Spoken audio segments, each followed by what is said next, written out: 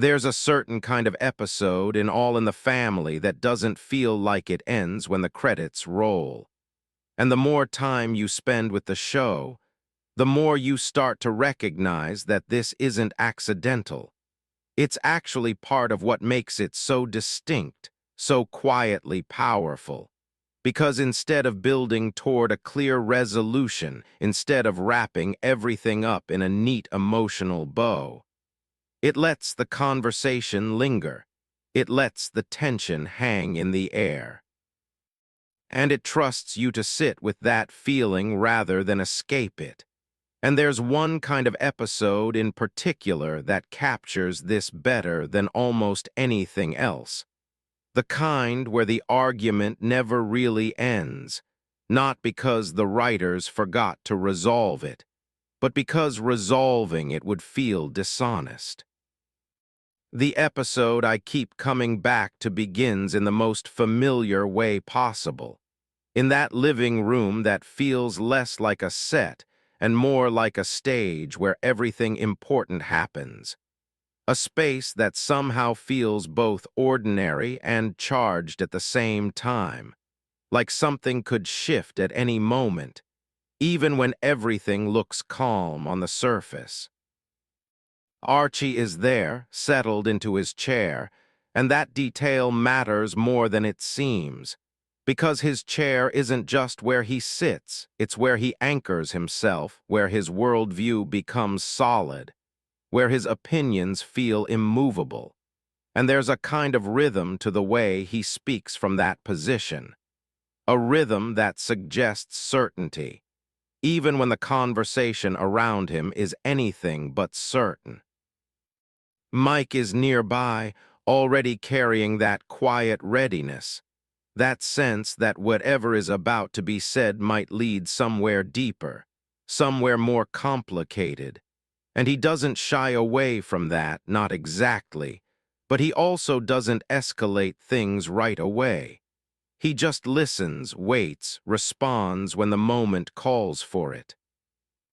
Gloria moves through the space with a kind of emotional awareness, trying to keep things balanced, trying to maintain a sense of normalcy, even though she knows, maybe better than anyone, that normalcy in this house often includes a certain level of tension, a certain level of disagreement that never quite goes away. And brings something else entirely, something softer, something that feels like it should be enough to hold everything together, even when it isn't, her presence acting almost like a quiet counterbalance to the intensity that can build between the others. The conversation begins with something small, almost forgettable, maybe a comment about something happening in the world outside, maybe a remark about how people behave now compared to how they used to, something that could easily pass without much reaction if everyone chose to let it pass. But of course they don't. Archie says something that reflects his perspective, something that carries the weight of his beliefs without acknowledging that weight, something that feels obvious to him in a way that makes disagreement seem unnecessary, almost inappropriate.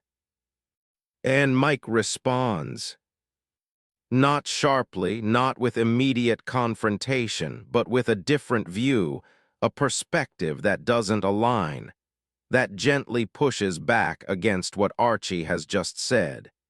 And in that moment, something shifts, not dramatically, not in a way that announces itself, but in a way that you can feel if you're paying attention. Because Archie doesn't just hear a different opinion, he hears resistance. He hears a challenge to something he considers settled, and that changes the tone of everything that follows. At first, it still feels like a discussion, like something that could stay within the boundaries of a normal conversation. But then the responses start to carry more weight, more emphasis, more emotion, even if the volume doesn't change right away. Mike explains his perspective, trying to clarify, trying to make his reasoning understood. And from his point of view, it probably feels like a fair exchange, like a conversation that should be open, that should allow for different ideas to exist side by side. But Archie doesn't experience it that way. For him, this isn't just a difference of opinion. It's a disruption, a moment where something he believes in is being questioned in a space where he expects to feel secure. And that makes his responses sharper, more defensive, even if he doesn't fully recognize why. Gloria steps in, trying to ease the tension, trying to keep things from escalating. But her efforts are complicated by the fact that she's emotionally connected to both sides. And that makes her attempts feel less like neutral mediation and more like participation, even when she's trying to avoid taking a clear stance. Tries, too, offering kindness, offering perspective, offering something that feels less like argument and more like understanding. But the conversation has already moved past that point where a simple shift in tone can bring everything back to center. Because now, the argument has taken on a life of its own. It's no longer just about the original topic. Whatever that was, it's about something deeper, something that sits underneath the words being spoken, something that has to do with how each person sees the world and how they feel when that view is challenged. And once it reaches that point, ending the argument becomes much more complicated. Because it's not just about agreeing or disagreeing anymore, it's about what it means to stop, what it means to let the other person's perspective exist without fully accepting it, what it means to leave something unresolved. So they keep going.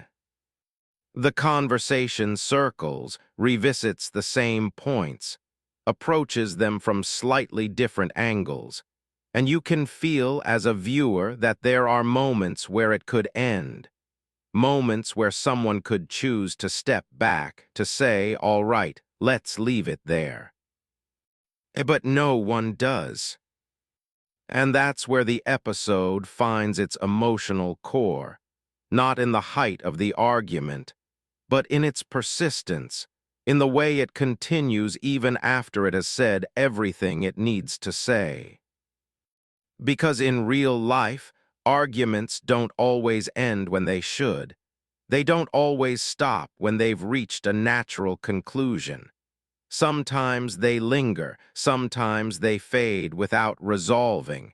Sometimes they continue in quieter ways, in smaller comments, in lingering looks, in the space between words.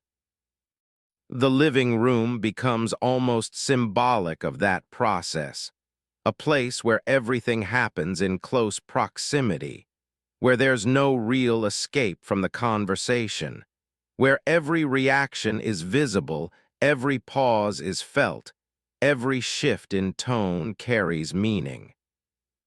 And that's part of what made the show so groundbreaking, especially in the context of the 1970s, because it took something that could easily feel static, something that could feel like just talking, and turned it into something dynamic, something emotionally engaging, something that reflected the real conversations people were having at the time. The humor, too, works differently here. It doesn't come from clear setups and punchlines. It comes from the tension itself, from the way Archie insists on his perspective with such certainty that it becomes almost ironic, from the way Mike continues to challenge that certainty even when it doesn't seem to lead anywhere, From the way Gloria's frustration builds in a way that feels both relatable and quietly funny. From the Ways attempts to soften the moment create brief moments of relief that never quite resolve the underlying tension.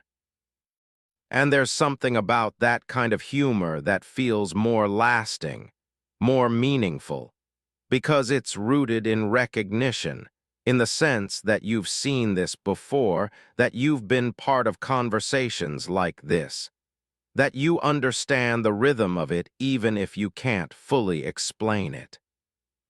As the episode moves toward its conclusion, there's no big turning point, no moment where everything suddenly makes sense, no clear resolution that ties everything together. Instead, the energy shifts gradually, almost imperceptibly, voices soften, pauses become longer. The intensity fades just enough to allow the conversation to settle into something quieter. But it doesn't disappear. That's the key. It doesn't end. It just changes.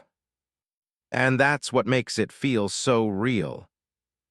Because in real life, arguments don't always have clear endings. They don't always conclude with agreement or understanding. Sometimes they just stop being active.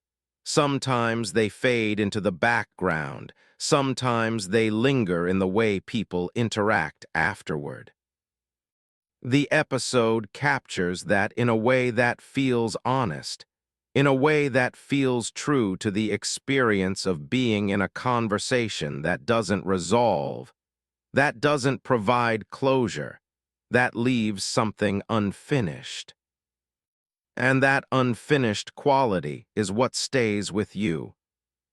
It's what makes the episode feel larger than its runtime. What makes it feel like something that continues even after the screen goes dark? Personally, I think that's where the show's brilliance really lies. Not in the moments where everything comes together, but in the moments where it doesn't, in the willingness to let things remain unresolved, to let the audience sit with that discomfort, to trust that there's value in that experience. Because discomfort is part of honesty. Tension is part of understanding. And not every conversation needs to end neatly to be meaningful. As the final moments of the episode play out, there's a sense that life in that living room will continue, that the same people will sit in the same spaces, have similar conversations, experience similar tensions, and that nothing has been completely settled. And somehow that feels right. It feels true. It feels like the kind of ending that doesn't really end at all, just like the argument itself. And you're left there, not with a clear answer, not with a sense of resolution, but with a feeling, a quiet awareness that some conversations don't need to be finished to be understood, that some conflicts don't need to be resolved to be meaningful, and that sometimes the most honest thing a story can do is let the argument continue, even after it's no longer being spoken.